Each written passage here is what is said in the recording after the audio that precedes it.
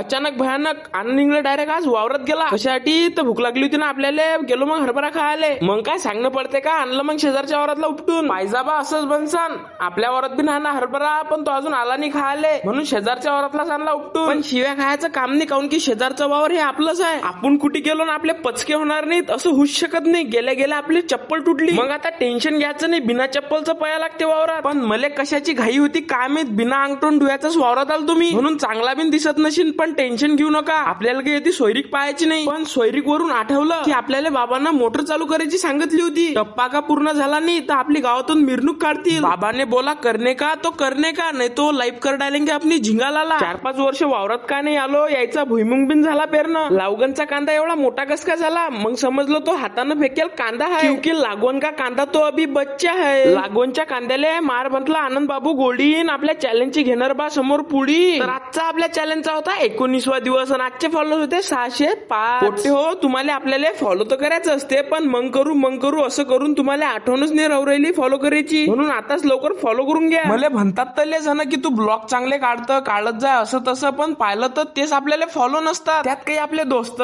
काही आपल्या गावातले, काही आपल्या ओळखीवाले, तर मग त्याला एकच म्हणणं आहे की बाबू राहू दे. कारण की जे लोक आपल्या सुरुवातीपासून आपल्या सोबत असतात तेच लोक आपले खरे माणसं असतात. आणि सुरुवातीपासून फॉलो नसाल तर काय झालं, आता घ्या मग फॉलो करून. आणि प्रेमाच्या माणसाला आपलं एवढंच सांगणं आहे की कायम आपला सपोर्ट असाच राहू द्या. मग जळणारे लोक हे राखो की खाखो, आपल्याला त्याचं काही घेणं नाही. आपलं फक्त एकच पक्ष, प्रेमाच्या माणसावर जास्तीत जास्त लक्ष. तर चला मग आजच्या एवढंच, भेटू पुढच्या ब्लॉग मध्ये. ब्लॉग जर आवडला असेल तर एकदा फॉलो करून घ्या. सीताराम.